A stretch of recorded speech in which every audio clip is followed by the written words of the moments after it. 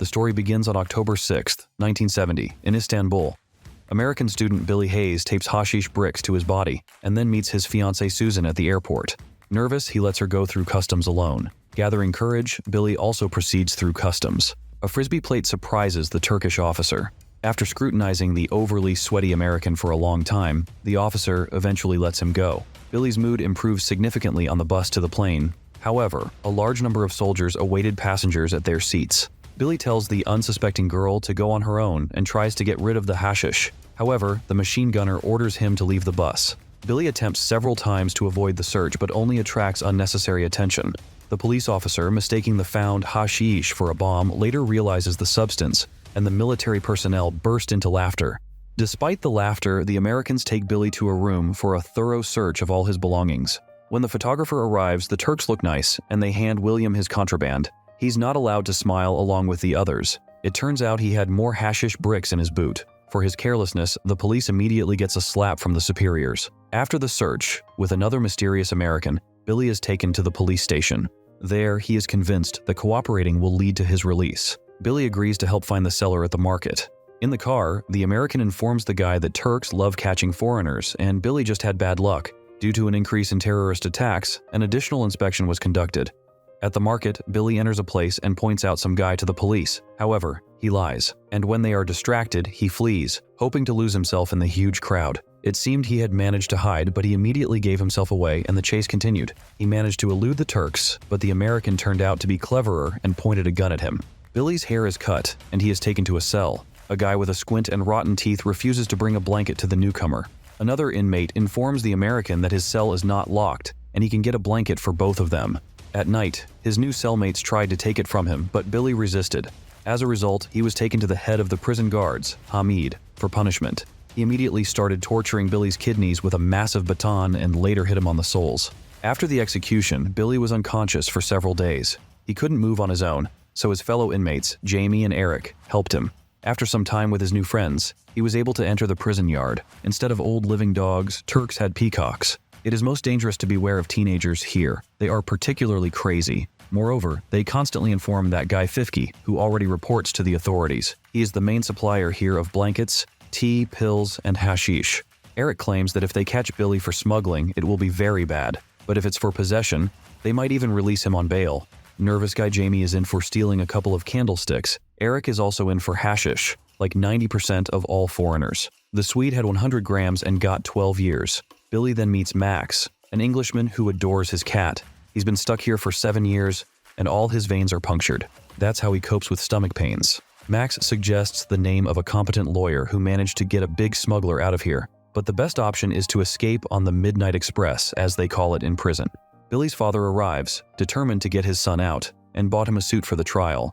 An American consul also came to prison, and that same lawyer named Yassel. The cunning fat man promises to arrange everything. Father and son joke. Billy bravely faces it, but then, unable to hold back tears, pleads to take him out of here. In court, the eloquent prosecutor has been ranting in Turkish for some time and pointing his finger at Billy. The confident lawyer assures the client that everything is fine.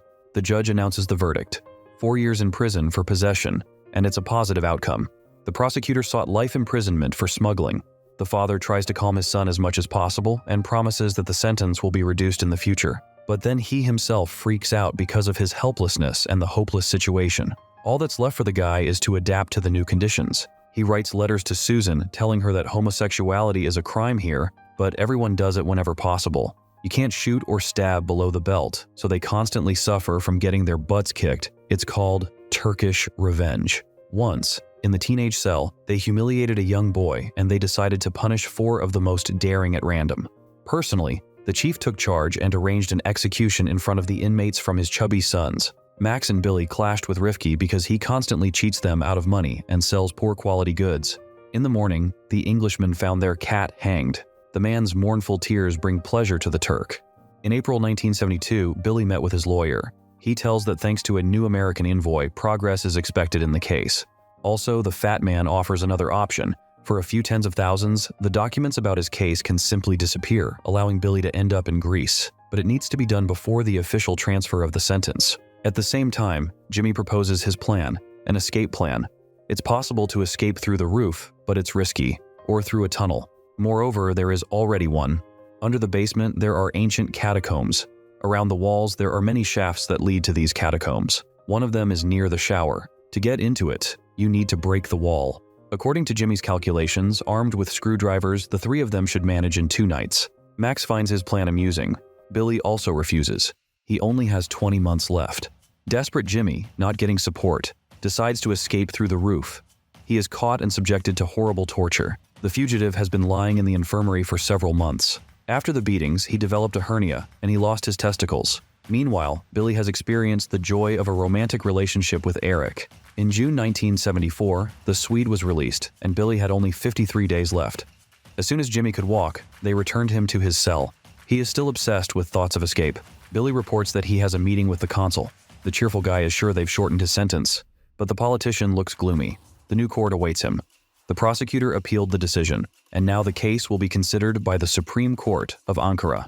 It's a high-profile case, and Billy faces life imprisonment. In desperation, the American cursed the consul. Holding back tears, he delivers his final words in court.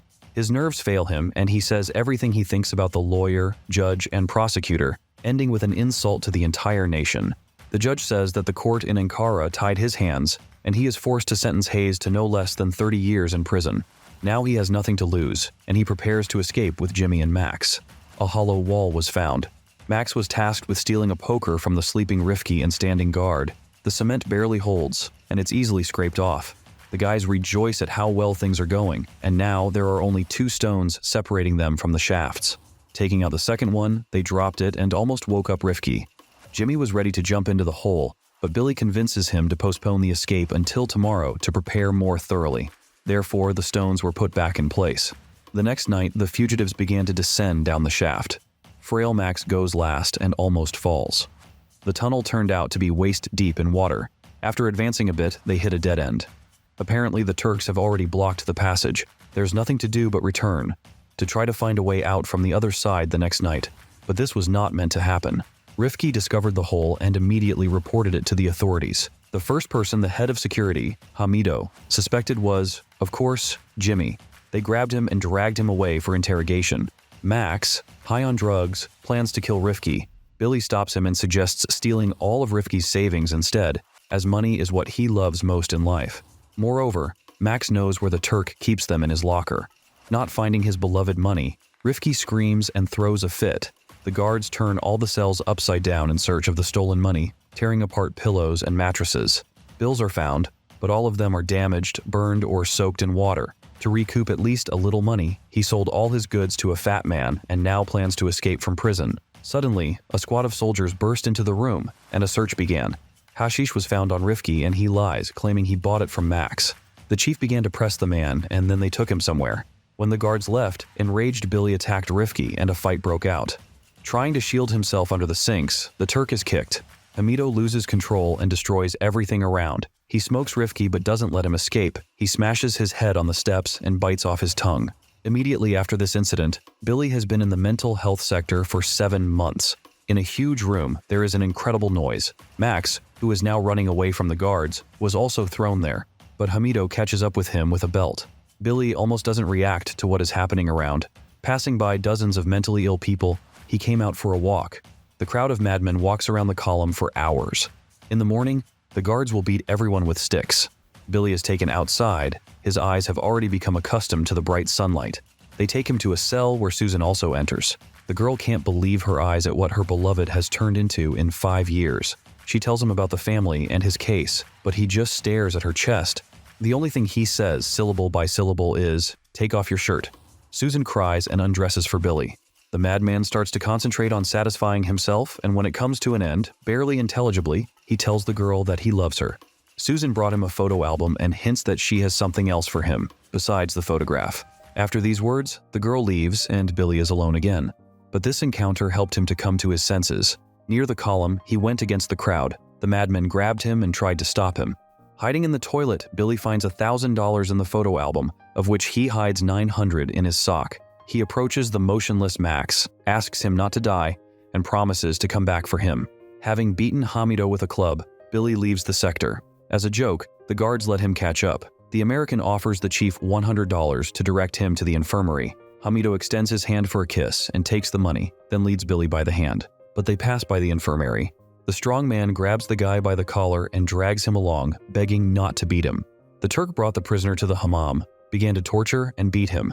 Then, opening his pants, ordered him to turn around. Instead, Hayes ran up and hit him in the stomach with his head. Hamido flew to the wall and hit the hook with the back of his head. Billy grabbed the gun and was about to shoot him, but it was not necessary. Hamido was already dead. The American changed into a uniform and walked past the guard. He called out to him, but only to give him the keys to the door. Opening it, Billy went outside and just walked forward. Seeing a car with soldiers coming towards him, he slowed down and hit his face, and then he ran towards freedom.